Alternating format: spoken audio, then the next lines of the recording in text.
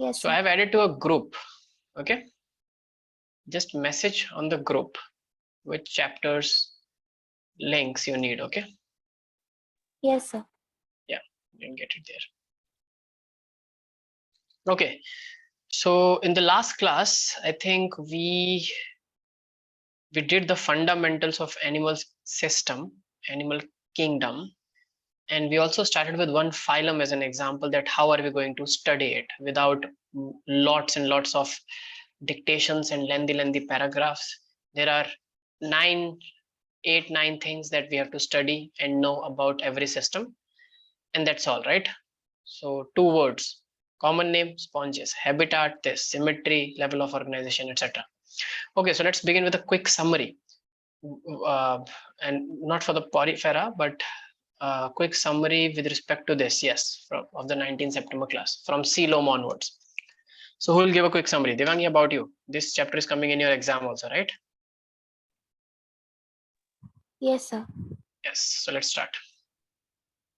So coelom is the body cavity, and only triploblastic organisms have this body cavity. And definition is, it is the empty space between body wall and the gut, and it is lined by mesoderm. Then we did 3 types of organisms on the basis of coelom, that is coelomates, pseudocoelomates, and acoelomates. So coelomates are the organisms possessing a true coelom lined by a mesoderm. Yeah. And example is annelids onwards. Yeah. Then we did Correct. pseudocoelomates. In some organisms, body cavity is not completely lined by mesoderm, but it is present as multiple scattered pouches between the ectoderm and endoderm. Yes, but just one thing. In pseudocoelomates, the cavity is entirely lined by mesoderm. So you see that if I talk about this cavity here, make sense? Yes, Can you sir. see here, Devangi? So this cavity, like let me make a cross. So this cavity here, or this cavity here, or this cavity here is entirely lined by mesoderm. But the whole body cavity is not lined by mesoderm. These are just pouches of cavities, small cavities, which are lined by mesoderm, which is not enough to make a whole connection level of body cavity. Do you understand? Yes, sir. So you should write that multiple scattered pouches of mesoderm are present, but mesoderm is lining. Okay. Yeah. Okay, sir. Yeah. And example of pseudocoelomate is Aschelanthes. Yes. Then acoelomates are the animals in which body cavity is completely absent. Yes. For example, Platyhelminthes. And why is that body cavity completely absent? Because mesoderm is not present.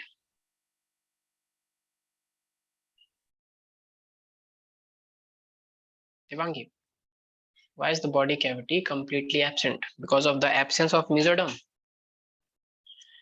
Sir, because ectoderm, mesoderm, and endoderm are joined together.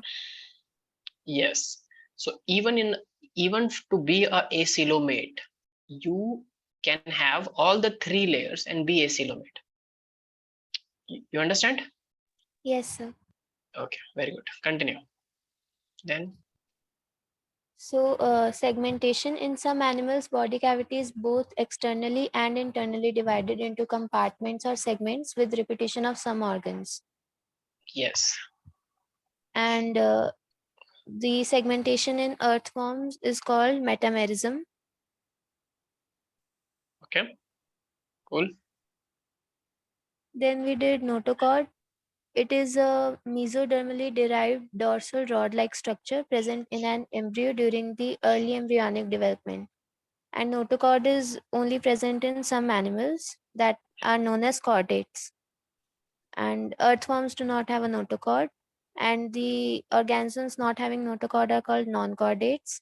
For example, porifera to echinoderms, and chordates are reptiles, mammals, birds.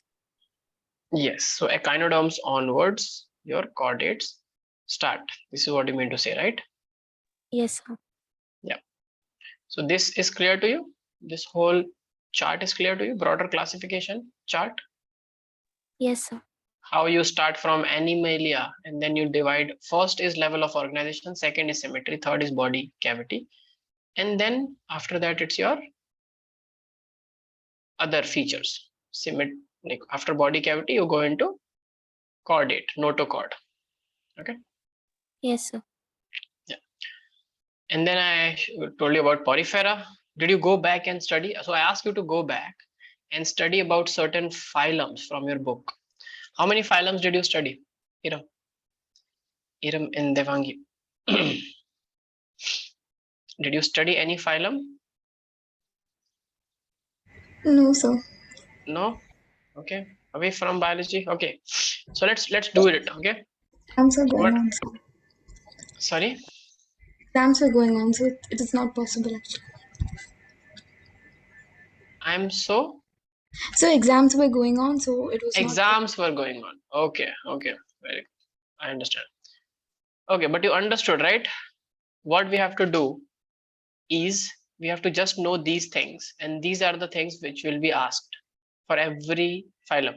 No need to write very long sentences. Okay. So for porifera, do you have any doubt? Sir, what is osculum? Osculum. Okay. So remember I told you that they have a water canal system. This Yes, sir. water canal system. What was water canal system? Simply imagine a group of cells living together. Okay, it's like a bunch of houses on a lane and there is a road. So through road comes everything, transport, food, everything. So these canal systems, water comes through these openings, go inside the central cavity. Okay, and that central cavity is called spongiocele. So spongiocele is where the water comes and gets accumulated, but then it has to leave also, right? After you have taken nutrition from there, everyone has taken nutrition from there and put their waste, every cell has put their waste there, then it has to leave also. Yes, sir. So there are dedicated pores which just throw the water out. So it enters from somewhere. So when it enters from somewhere, so just because you have asked, it's not very important, but ostia is from where? Ostia are the pores from where the water enters. Then it reaches a central cavity called spongiocele. Okay, then it leaves from ostium. Sorry, you ask ostium or osculum? Osculum. Osculum. Yeah. So ostium is just single ostia. Okay, osculum.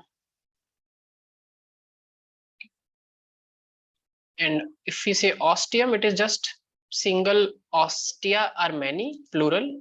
If it's singular, it's called ostium. So it enters through ostium and exits through osculum. So it is the opening from where the water goes out. Make sense? Yes, sir. This is how this water canal system works. Very simple system because they are the simplest kind of animals. Okay. Choanocytes, you understand? Choanocytes is asked. Collar cells. Any other doubt in porifera? So examples of every phylum is your duty. You have to go and figure out examples from NCERT. I might not remember all of them. In fact, I might not remember their names, but you have to.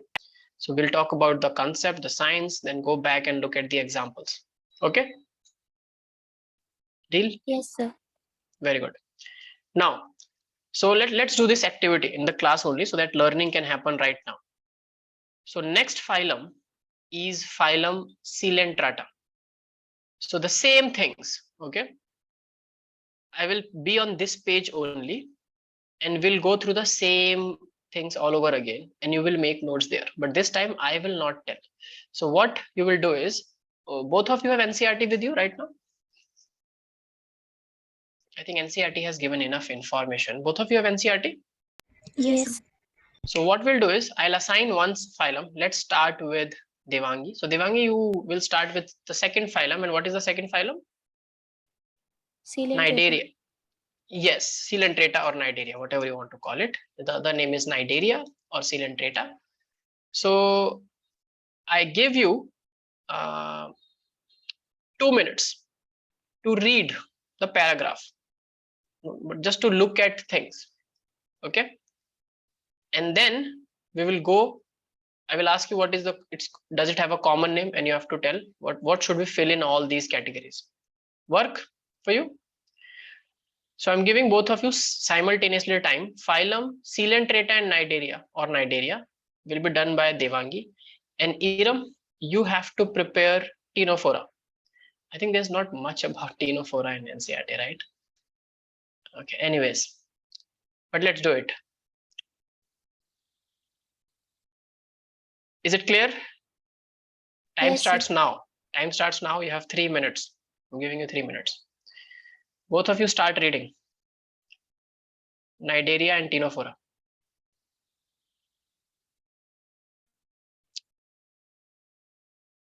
Just read the NCERT. Just read, plain read. Then we will discuss. You can ask me whatever you want.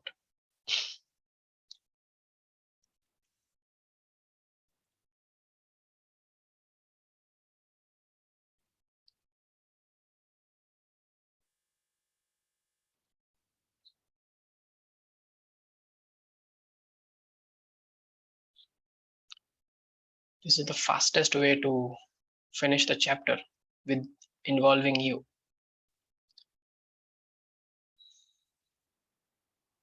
Otherwise, it becomes very boring, you know. I'll just keep giving notes and notes. It will never end.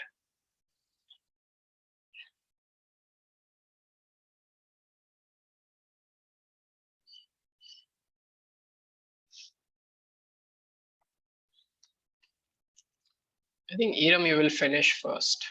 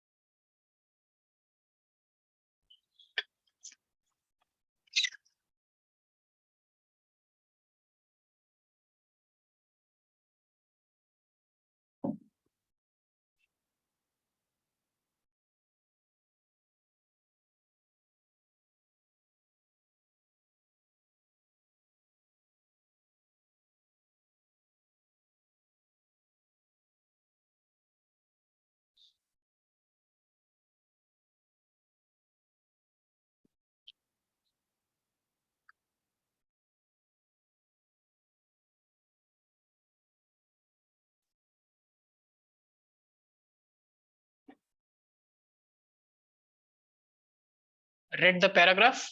I think it's just one paragraph, right? It's not more. Is it very, is it too much? I remember they were just paragraphs. Done, sir. Done, Iram? Yes. Devangi, have you read? Just read. You know, you don't have to remember anything. Just read. I just want you to read once. Paragraph. Yes, sir. Right. Done? Okay, very good. So write down #2 Coelenterata, both of you. And now Devyangi will be my teaching assistant for Iram. Then Iram will be my teaching assistant for Devyangi. Okay. So Devangi, let's start. First thing, does this phylum have a common name? Sir, it's Coelenterata or Cnidaria.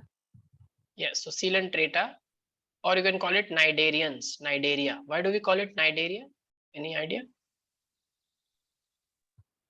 Sir, because it has nidoblasts. Yes, nidoblasts, or you can also say they have nidocytes. They have cells. Site means cell, and nido means sting. So they have cells which actually sting. These are actually cells. So they have stinging capabilities. So that's why they're called stinging cells or stinging capsules. So these animals actually sting. Okay, sometimes they are poisonous as well. You know, which is the most most poisonous organism with the fastest acting poison in nature.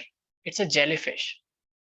Okay, and if you get bitten, because it's a nidaria, so it stings. Okay, and the toxin is neurotoxic. It just shuts the brain, paralyzes the body. And remember, if you are stung by a jellyfish, where are you? Where you can be when you are stung by a jellyfish? In the water, right? Yes. And all of a sudden you got paralyzed, your brain shuts down. So what will happen? You will just sink and die, right? Right there. Painless, instant, very fast death. And I can't say painless. I don't know if it's painless, but yeah, it's very fast. Within 2 minutes, the organism, a human, dies if stung by a box jellyfish. So common name is cnidarians because they have nidoblasts, stinging cells. Just write it in the bracket. Yes, so Devangi, habitat. What should we write in habitat? Aquatic and mostly marine. Yes, so marine, aquatic, of course. Aquatic, comma, marine. Anything else we should write? No, just remember that. And remember that jellyfish are, they don't live in groups. They are actually free living, solitary living organisms. They love to live alone. Okay. Okay, habitat is done, common name is done. Symmetry. What should we write? I hope Iram, you're writing it, right? We are doing the second phylum. Yes, sir. I'm ready. Okay, very good. Sir, Symmetry, Devangi. Yes, Devangi. You have a sir, question? what is the meaning of sessile? Sessile means when, so there are group dynamics. Some organisms, like fish, many fish, they are group fish. They live in groups. You understand group? Yes, sir. Like animals on land live in groups, like ants live in groups. They're social. They're called social animals. But to be social animals, you have to be mobile. You have to move around together as a group. It gives you some advantage. Sessile is, if it's written sessile, just see that it also must be it also must have been written that they are also free living. Either they are sessile or they are free living. Is it written like that? Yes, So sir. sessile means fixed, single, at a single point, a single organism is fixed like this. So it can just move with the water, but cannot go from one place to another. But free living is just moving with, like jellyfish is free living in the water. But there are some cnidarians like your sea anemone or adamsia. They are sessile. They are fixed at one place. You know sea anemone? Yes, sir. Yeah. So if you have seen the movie Finding Nemo, the sea anemone was a friend. Like it has hair-like things, so it's fixed. It has a mouth in the center, and it has lots of hairs moving like this. So fish live in between these hair-like things. It's a symbiotic relationship. So sessile means fixed, single, solitary, and free living means they are free. Free living is also can be solitary, but it's free to move. Okay, symmetry. Radially symmetrical. Radial symmetrical. Good. Level of organization. Tissue level. Tissue. So there is no organ.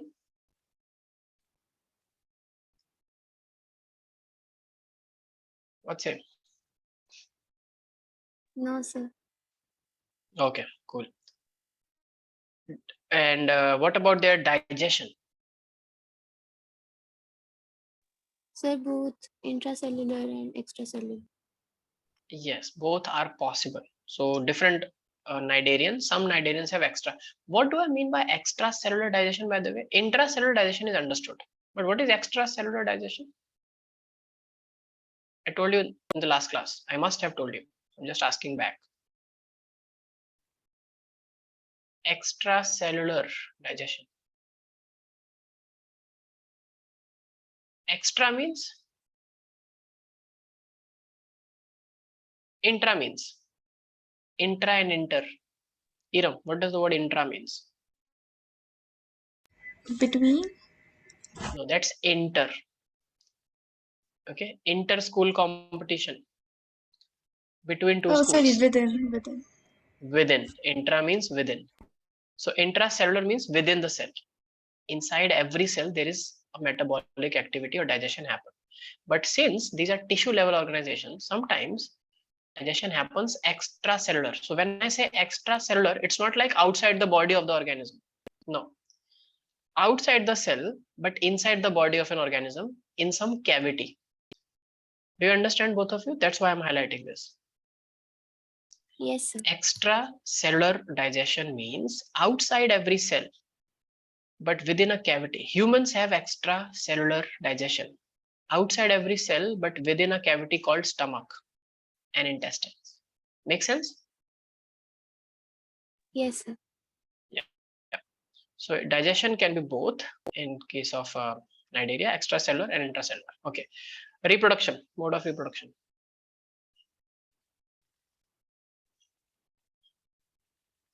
A-section.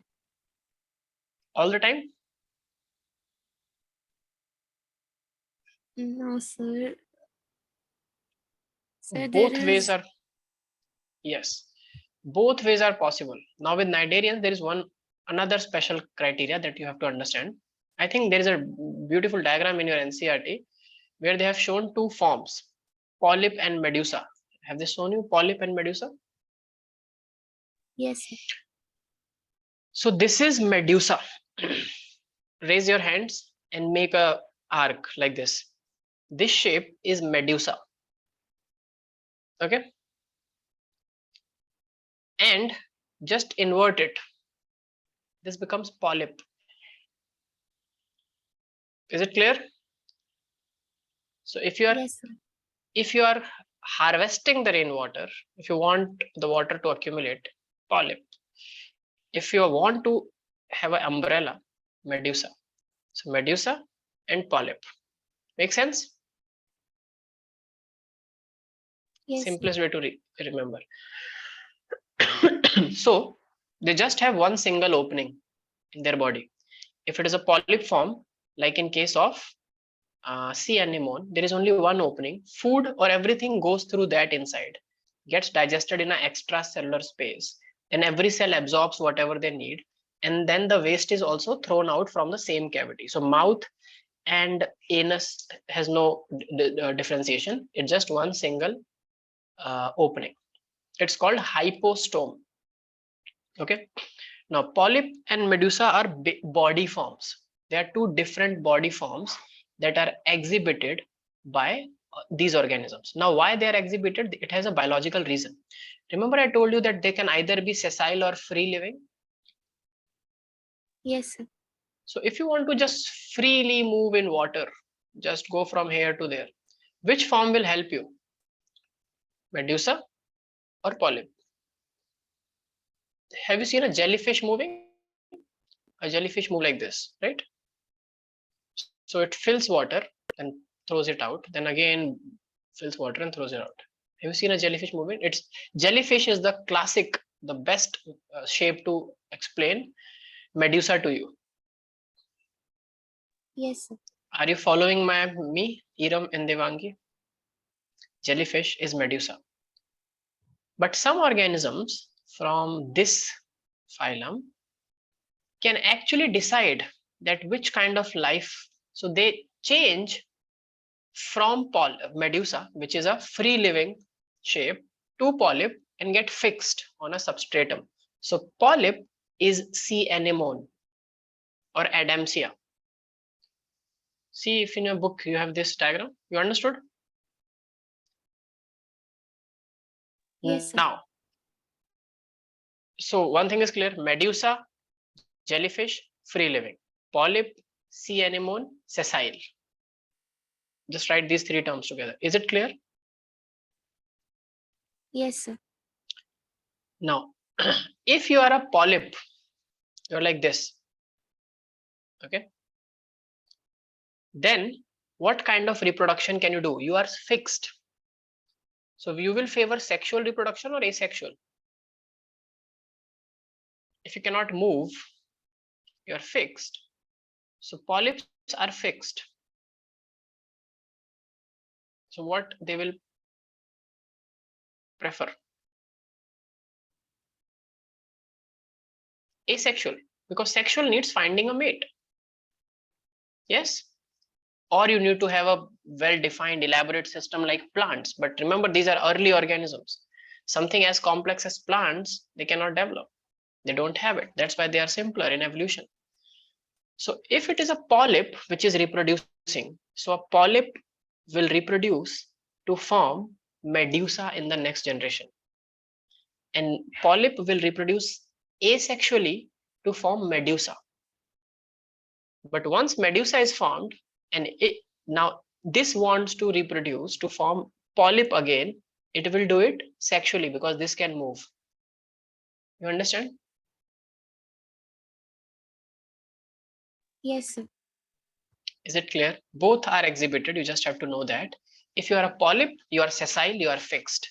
So better don't go, you cannot go for finding a mate. So don't worry. Reproduce asexually and produce a medusa.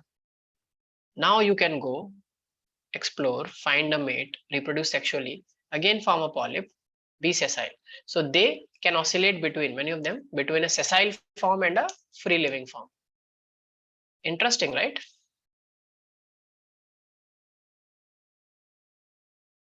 Sir, Yes or no? so only Yeah. semnidarians can do this? Yes, not all, because see, many are right from the beginning of their life cycle, they are either sessile or they are either um, what do you call, free living. But some can just change between these forms. So some cnidarians Okay, can sir. exhibit in both the forms. So when they can exhibit in both the forms, then if they are polyp, they will undergo asexual reproduction to make medusa. If they are medusa, they will undergo sexual reproduction to form polyps back. Okay, development.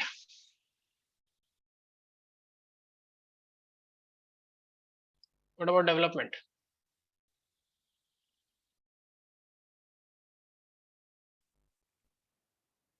I just told you they have many forms, right? So it can be indirect. Do you understand? Polyp and medusa are two forms. So development is indirect. In some cases, it can also be direct, where there's only one form.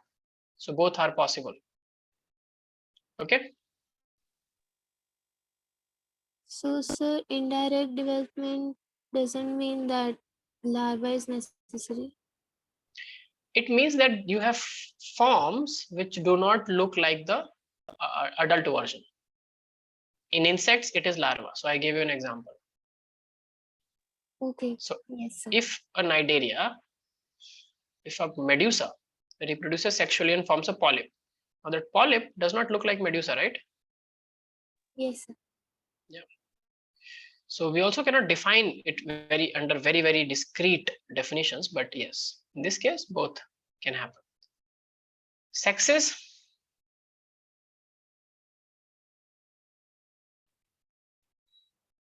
What do you think? Sexes are separate or in the same body? Again, both hermaphrodites and different sexes are possible. So you now are understanding that Porifera was very primitive. It had indirect, sexes are not separate, either asexual or sexual, then fertilization is internal. But from here onwards, the next phylum started showing some dynamicity, right? It is more of like both in in every category. You will see that cnidarians are both, this also and that also, free living also, sessile also. You understand? Intracellular also or extracellular also. Reproduction asexual also, sexual also. Development indirect also, direct also. Sexes separate also, not separate also. Both can be present. So you see that in evolution, just by reading this chapter, you will realize that life is now trying to break the barriers and become something more complex. You understand? Yes, Yes, sir. no? Very good. Now, any distinctive feature that we should know, Devangi, according to you? So all the So above there, categories are clear. Yeah. sir, it's for some Nigerians that Mhm. the skeleton is made of calcium carbonate. That's for corals only, right? Yes. So corals, which are cnidarians, which make them animals. No one ever thought corals are animals. When I looked at corals first, before I read this chapter, I thought there are some rock depositions or something, algae or something, but they're animals. Okay, so they have skeleton made up of calcium carbonate. That's why they look like rock, or they feel like rock. Yes, that is one good thing we should know. Okay, any other thing we should know? And the second thing I only told you that they are very, very distinctive and special in showing two different body forms, polyp and medusa. One is free living and one is stationary and sessile. So that can be the other thing.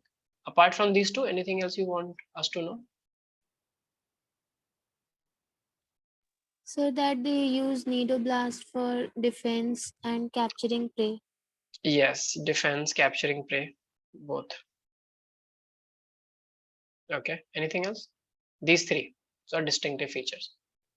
I don't think anything else you need to. Anything else, Devangi? When you will say no, then we'll move. So when I will cover everything from my side, I will give you the free will. You want to add something or you're done with the file? Done, sir. Done? Okay. Examples is your, okay. Go and look at example.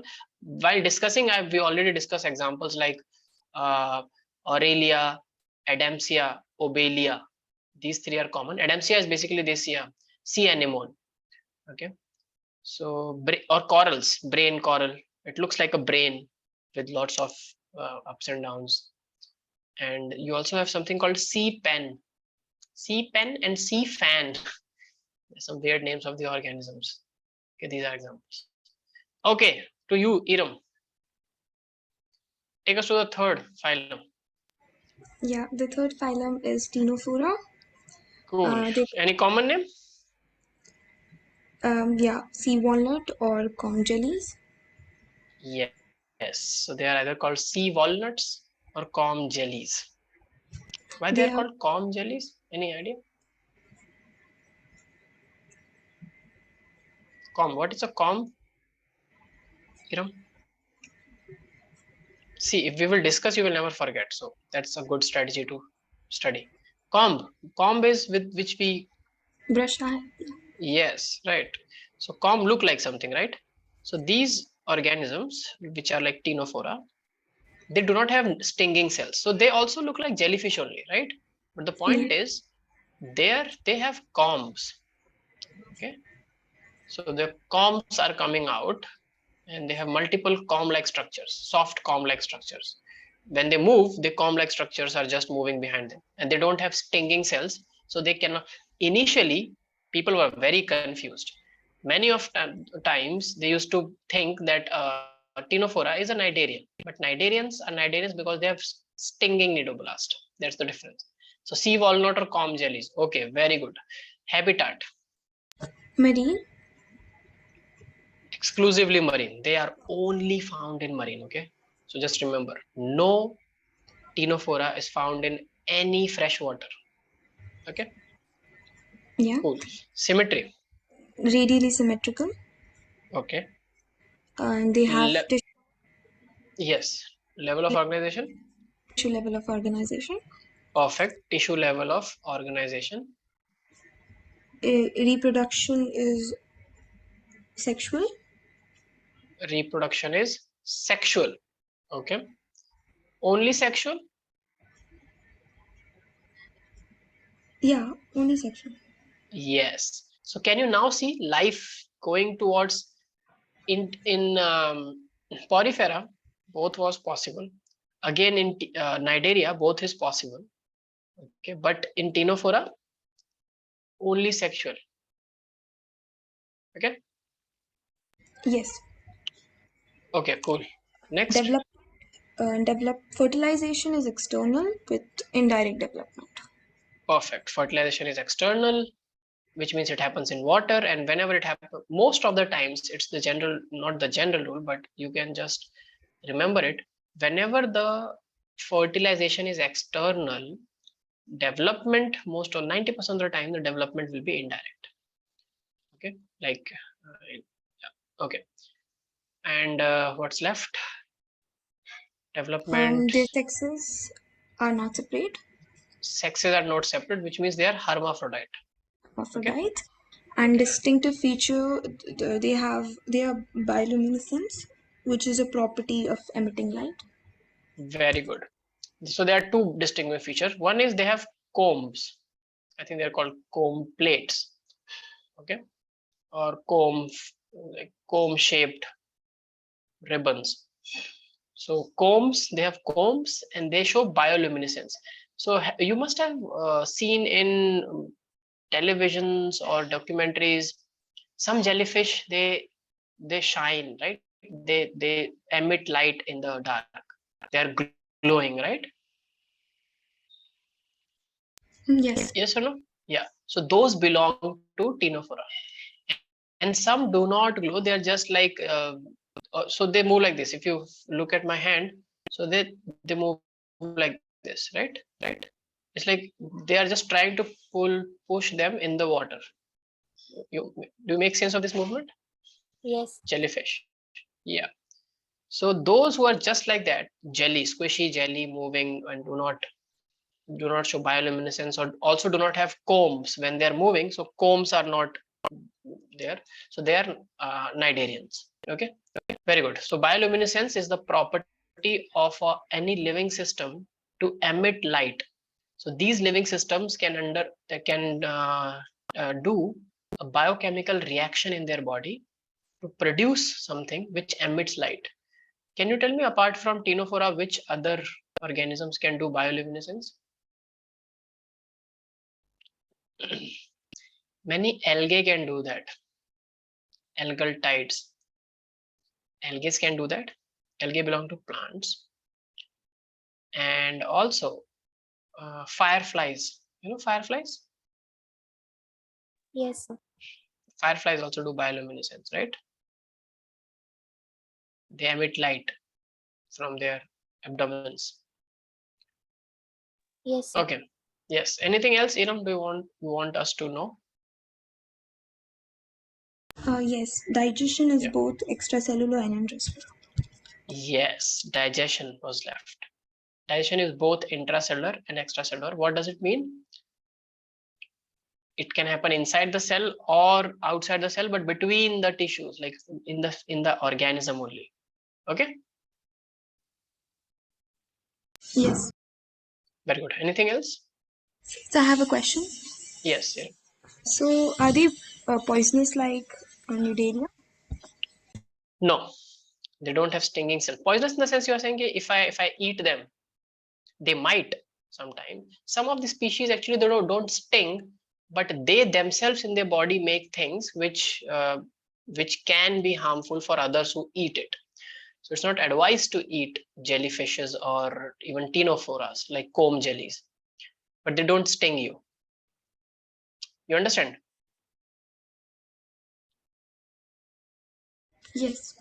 Yeah. And but on the other hand, cnidarians, apart from their stinging cells, they are not poisonous themselves. The whole body is not poisonous. It's like snake. Snake's whole body does not have that poison or venom. It's just there in the fangs, in their teeth. So their teeth are hollow.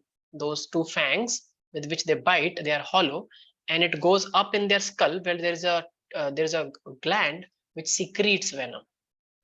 So their own body, their own blood never comes in contact with that poison, because you understand, it's a poison, right? It does not, if a poison is, let's say, neurotoxic, then the neurons of snake is equally susceptible to that toxin, no?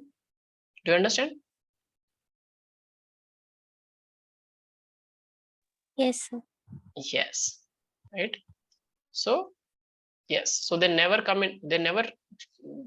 their own poison does not get in their system, so it only comes from that gland into the fangs, and from the fangs goes into the prey or whoever they want to bite. Okay, but the rest so if you cut the head of the snake, the rest of the snake, any snake for that matter, poisonous, non-poisonous, the rest of the snake is just flesh, like any other organism. Okay, anything else you want to add, Professor Ero? No, sir. Everything's done. Done. Okay, cool. So 3 phylums done again. So next is Artinophora, Nidaria, Platyhelminthes, I think. So Platyhelminthes and Aschelminthes. So I'm giving Platyhelminthes to Iram this time and Aschelminthes to Devangi. Again 3 minutes. Same exercise. Okay, time starts now. Are you doing? Just say yes or no. Yes. Yeah. Okay, 3 minutes. Platyhelminthes and Aschelminthes.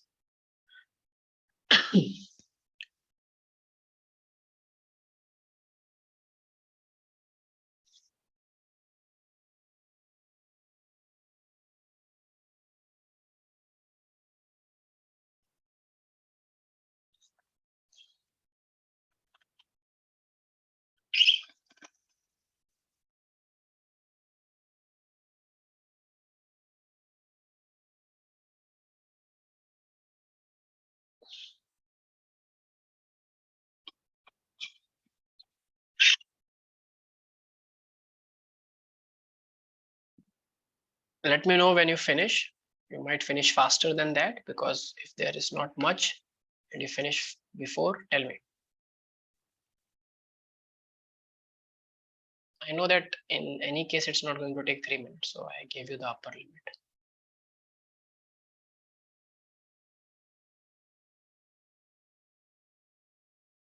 I hope both of you are making notes just like this. Okay, no long sentences, nothing, just these 10 points you write and fill it. I hope you are doing this right, like this only. Yes, sir. Okay.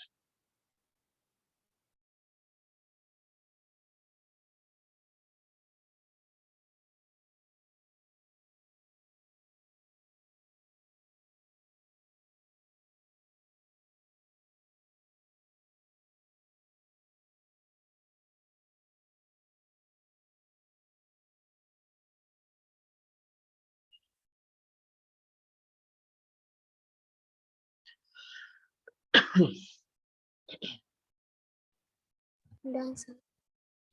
Done, Devangi. So who's doing platyhelminthes? So me. Okay, so let's start. Iram. Yeah. So So yes, start with the common name. common name is flatworms. Yes, platy means flat, helminths means worms. Yes. Next. They're found in animals and human beings. Yes, so their habitat. So animals and human beings, they they live as parasites, and because they live inside the body, they're called endoparasites. But that's not their habitat. Well, they live there, but they if then they're not living in the human, they are living somewhere in the in the environment, right? Where do you think they're living? Water, right? They are aquatic or near water or in some another living system. Is it clear? So in habitat, you can write down as endoparasites inside the host and outside the host in aquatic environment. Just to let you know that. Okay, now continue. Symmetry. Yeah, bilaterally symmetrical. Bilaterally symmetrical. Okay, cool. Okay, and one more thing. Before Platyhelminthes, just all these three phylums, you can just know that before this, all were diploblastic, right? There were just two layers, ectoderm and endoderm. Yes or no? That was also clear from this thing here, right? Yes. Only two layers, ectoderm and endoderm. From Platyhelminthes onwards, now the organisms are triploblastic. So Platyhelminthes are the first triploblastic and acelomate organisms. Okay, triploblastic. You can just write down this. Yes. So level of organization. They have organ level of organization. They have Organ level. organ level.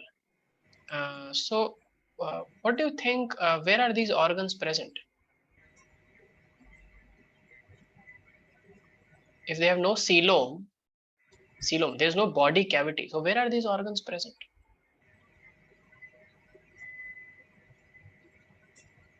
Embedded, embedded in the mesoderm. Okay. Yes. And can you now see that if their organs are embedded and they are present somewhere here and there, can they make organ systems together? No. No. Yes. For to make organ systems, you need to have a cavity where multiple organs can interact with each other, right? Through a cavity. So they just have organ system. The first organ system started triploblastic. They are very good, but acelomate, no coelom. So level of digestion.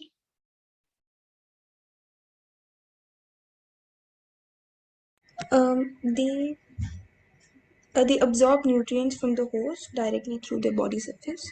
They don't have a digestive system because they are endoparasites, right? Endoparasites, often all the endoparasites don't have a digestive system. Can you tell me why? This was a board's question. Because they don't have. Because they don't have to digest. We are digesting for them, no? They are in our intestines eating the digested food.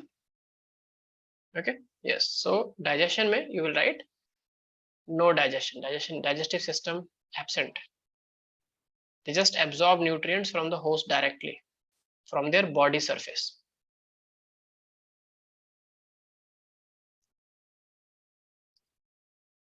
Okay. So digestion is done. Reproduction. They are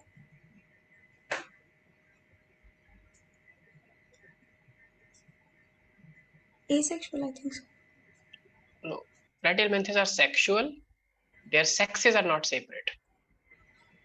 So they are hermaphrodites, but they can do sexual reproduction.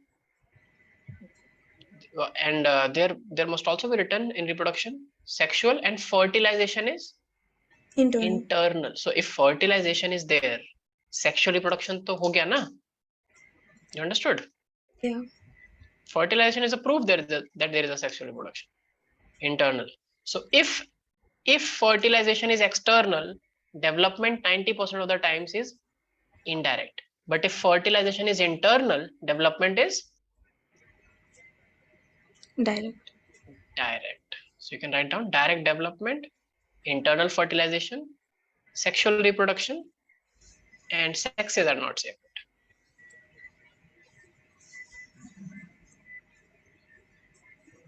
Okay.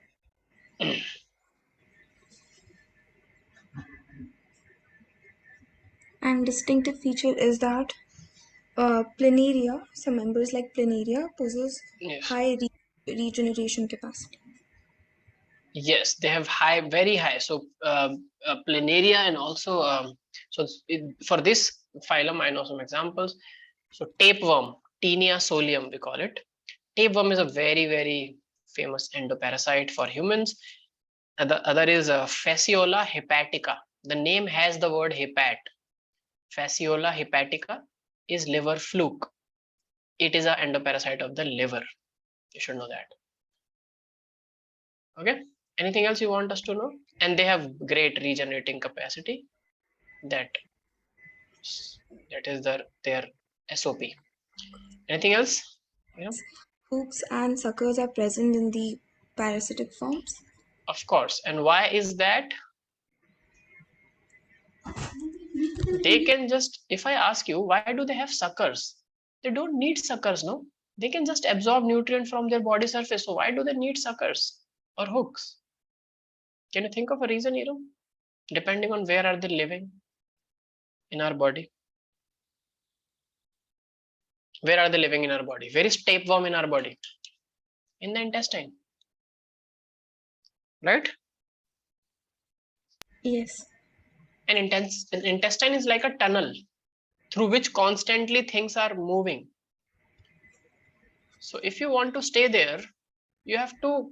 So their hooks and suckers are not for eating. It's for attaching themselves to the wall of the tissue and staying there. You understand? Yeah. Otherwise, they will be just kicked out of the intestine with the waste by the body. Okay. Yeah. Yes. Anything else you want us to know? Yeah, one more thing. Specialized Yeah. cells called flame cells help in osmoregulation and excretion. Yes. Flame cells are a characteristic feature of platyhelminthes. Make a star. I was waiting for it. I was thinking we should have said it at the first. Flame cells helps in what is osmoregulation? Osmo means osmosis. What is osmosis? Movement of water through concentration gradient. And osmoregulation means regulation of movement of water in the body. Okay. Regulation of osmosis is called osmoregulation, and osmosis is movement of water across concentration gradient. So osmoregulation becomes regulation of movement of water across the body and across concentration gradient. Simple, right? No need to mug it up or memorize, just know the word. So flame cells helps in osmoregulation, and through osmoregulation also helps in excretion of waste, because nutrition happens just by absorption, but to excrete you need flame cells. Let in with this. Done. I think we have covered everything. You know. Yes. Okay. Very well. Professor Devangi, over to you.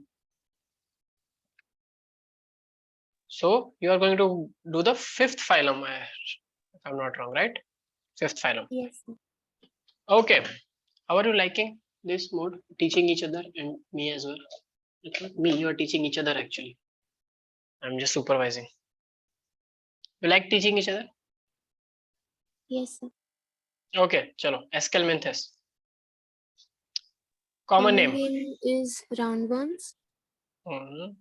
and habitat is aquatic and terrestrial or parasitic. So now I will not say, you say and give time. You dictate to Iram. This is your phylum. So habitat is Aquatic and terrestrial. they are found in multiple. Yes, you can write habitats many. They can be in water, they can be on land, they can be a parasite inside someone's body, or they can also be free living. Free living, parasitic, aquatic, terrestrial. All four places they are found. Roundworms. Source of free living will be included in habitat. Free living is their way, so they can be free living in water also, they can be free living on land also. But you don't have to put it Yes, in habitat. Yeah, just right. symmetry is bilaterally symmetrical, Perfect. I and think it's clear enough why they are bilateral. Yes, and Level of organization is organ system level. organ system. So can you see now? Because why do you think they are organ system? What is difference between platyhelminthes and aschelminthes in terms of coelom? They both were triploblastic, but aschelminthes are the first organisms. You can just write it making star. They are the first organism to start making a pseudocoelom. Even though it's a pseudocoelom, it is a cavity, right? It's scattered, but it is a cavity. The first organisms in evolution that managed to make a cavity were aschelminthes. Okay, Yes, sir. so that's where if you have a cavity from organ, you can go to organ system. Even if two organs are interacting with each other, it is an organ system. Cool, very good. Now, next. Reproduction is sexual and fertilization is internal. Okay, and development. Development may be direct and indirect also. Okay, both are possible. And sexes are separate. Sexes are separate. What does it mean? They are not hermaphrodite. Okay. Okay, I'll tell you one more thing about sexes. So, though we don't, mm, how many? So, both of you, are you clear with the terms monosexual, bisexual, monoecious, dioecious? These are four terms. Are you clear about it?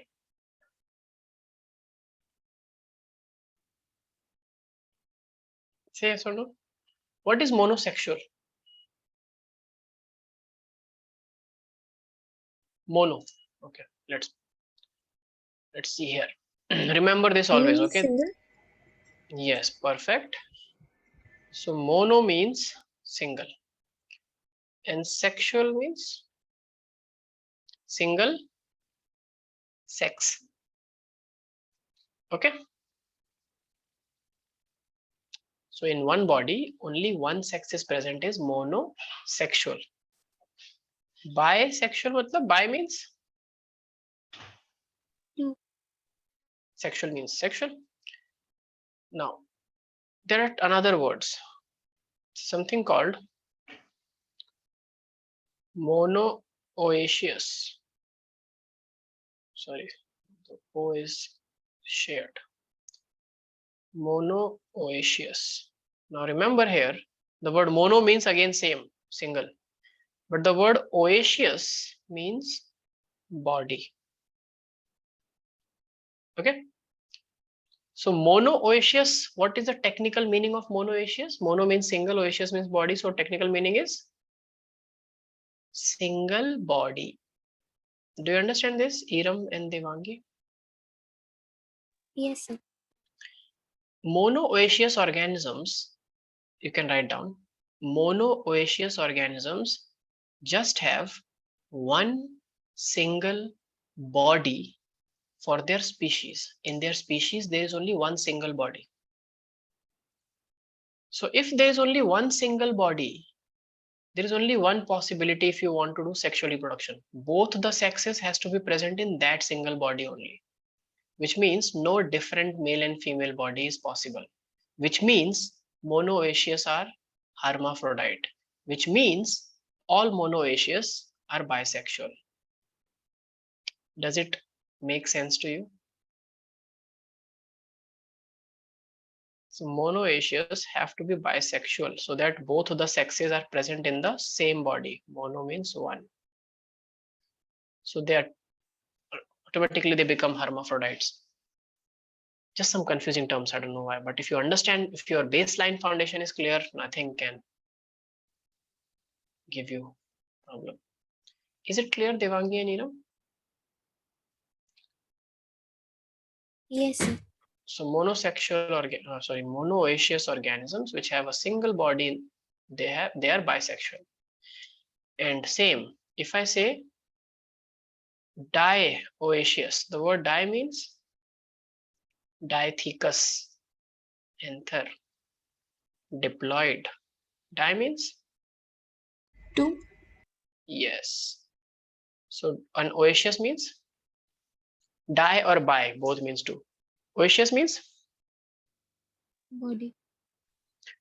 So dioecious organisms are those organisms where there are 2 different bodies in the species.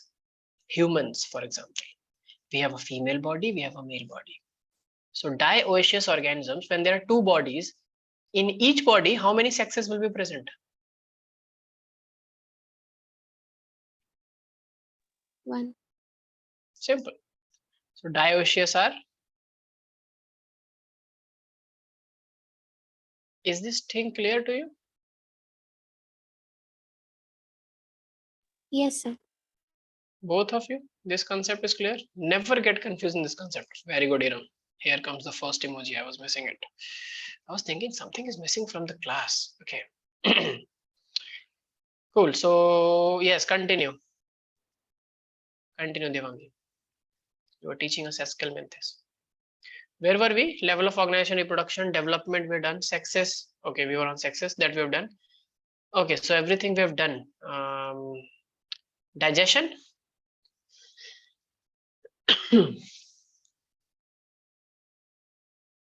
Digestion. How they have organ system. So they have a mouth, they have a stomach, kind of, right? Yes, They sir. are parasitic. But they are parasitic. They are also terrestrial. So they have a extracellular digestive system. Extracellular, not intracellular.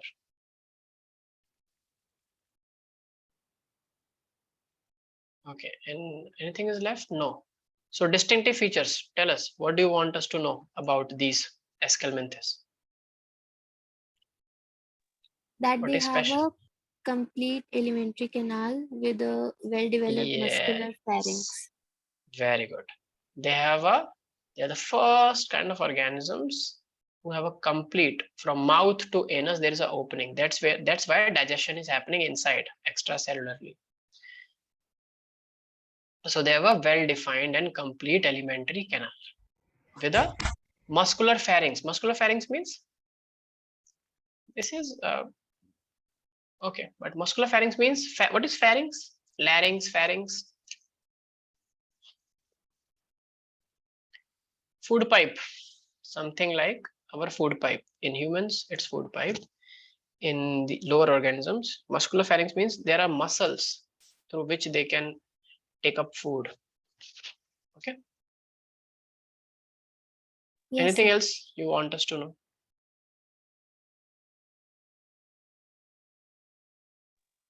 So that wastes are excreted through an excretory tube. But that is not a special thing, no?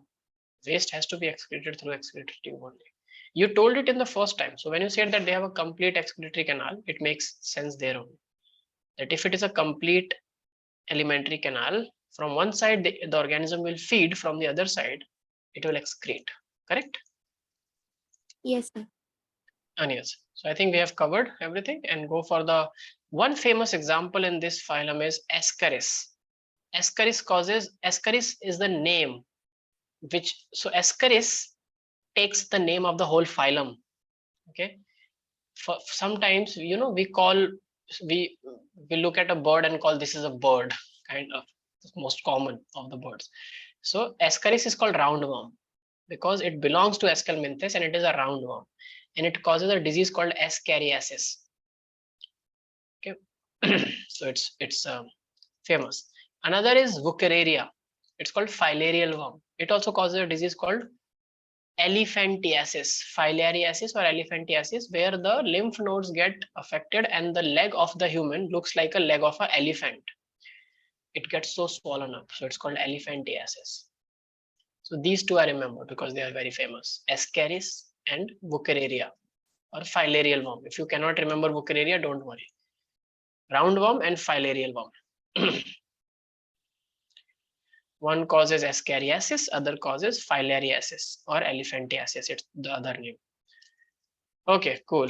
So we are done with the fifth.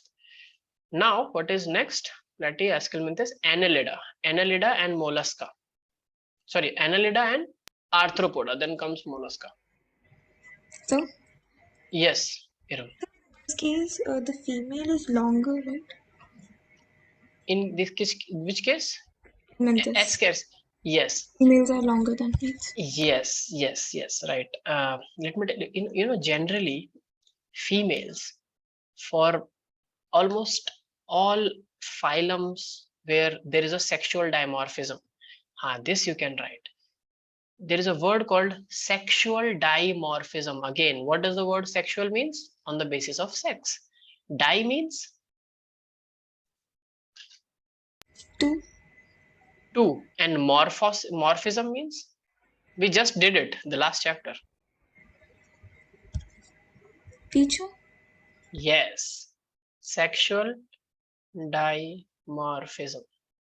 Morphology of flowering plants. We did it, right? So sexual dimorphism is, write down, where just by looking at the organism, you can tell whether it's a male or a female. Sorry. Or in other words, you can say where male and females are distinguishable morphologically. Sexual dimorphism is where males and females are distinguishable morphologically. Like humans have sexual dimorphism.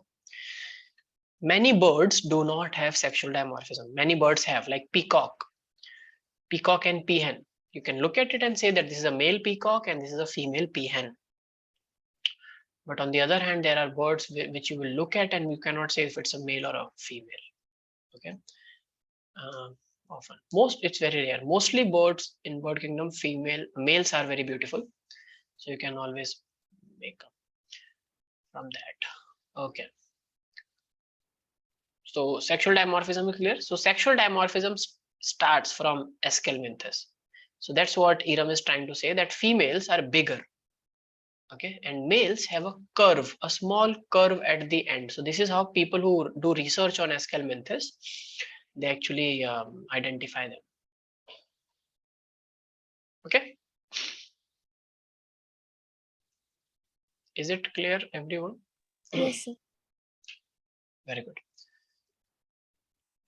Continue. Oh, we're done, right? So I was telling you Annelida and Arthropoda. So let's switch it. So Devangi, you will do Annelida and Iram will take Arthropoda. Okay. Yes, sir. Same exercise. These are the two last phylums we'll do. We'll settle at Arthropoda today. And you have 3 minutes and your time starts now.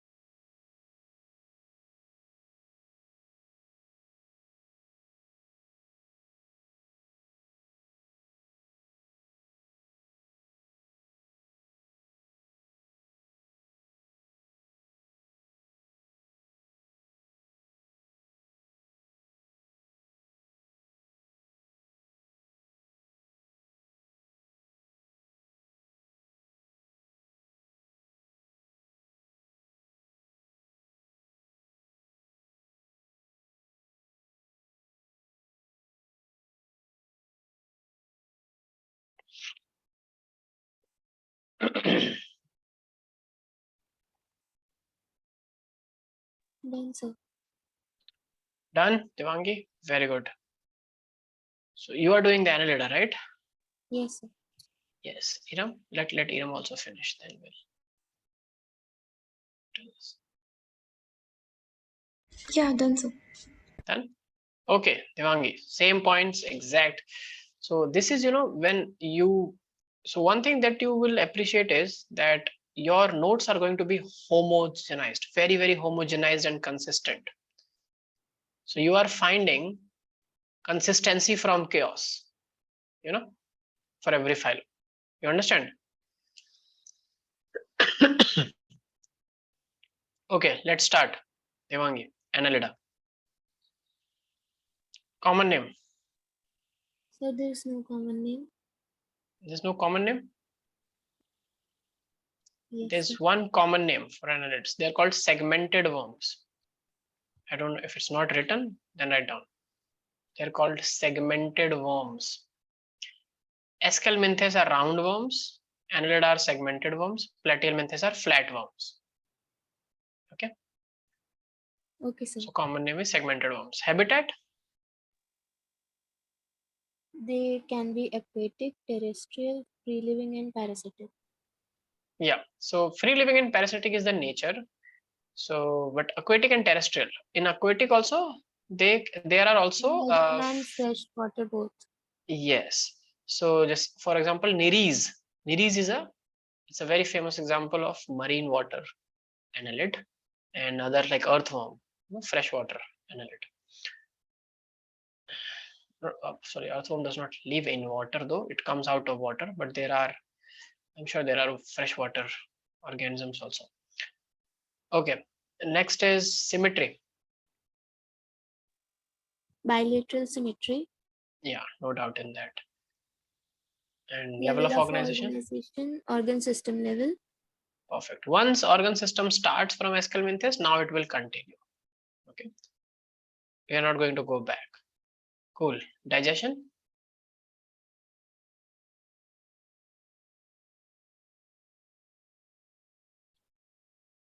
Digestion. Extracellular.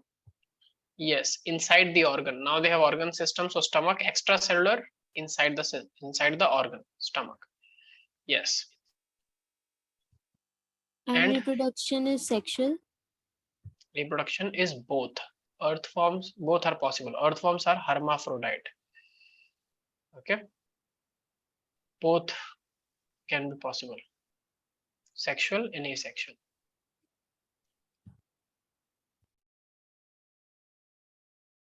Because mostly it's sexual.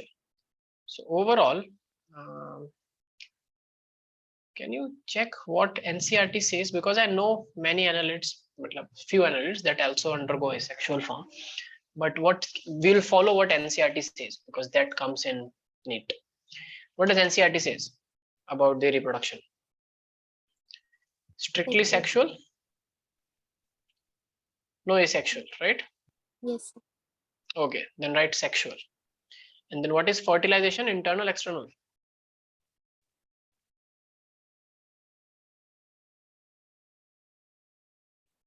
Fertilization is Internal. internal, correct. And remember, they are mostly dioecious, which means male and female sexes are present in different bodies. But earthworms are examples of also leeches, Hirudinaria granulosa. Hirudin, you know why Hirudinaria or leech is called Hirudinaria? Because the chemical substance that they have, when they suck the blood, they release a chemical called hirudin. Hirudin does not allow the blood to clot. And that's how they can constantly keep sucking the blood without clotting it. Otherwise, whenever blood comes out of our veins, it clots. Right? You know that, correct? Yeah. Yeah. So uh, sexes are basically separate, dioecious, but some example write down exceptions where it's monoecious or sexes are not separate or they are hermaphrodite is earthworm and leeches. Earthworm and leeches. What is the development? Direct or indirect?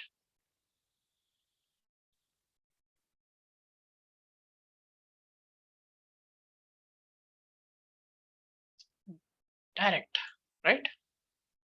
The babies look just like the parents. They're worms. Yes, sir. Okay. Any distinctive feature you want us to know? So first, that their body surface is divided into segments or metameres, Cool. and they have longitudinal and circular muscles. They help in locomotion. Yeah, but that is not that much a characteristic feature. Of course, they are worms, so they might be having the muscles. But segmentation is very good. Metameric segmentation is there. Sometimes some of these aquatic ones, especially, they also have some appendage-like structures. The first kind of appendage-like structures. They are called parapodia. Is it mentioned parapodia? That's another feature. You know, that's not a proper appendage, but that's good enough Yes, to sir. work. They're called parapodia. So legs kind of thing started. And they have a closed circulatory system. That's a characteristic feature, star mark feature. Humans have closed circulatory system, okay, and earthworms also have closed circulatory system. And then it's okay. They have a kidney-like structure called nephridia. That's where the word comes from. In our kidney, we have nephrons.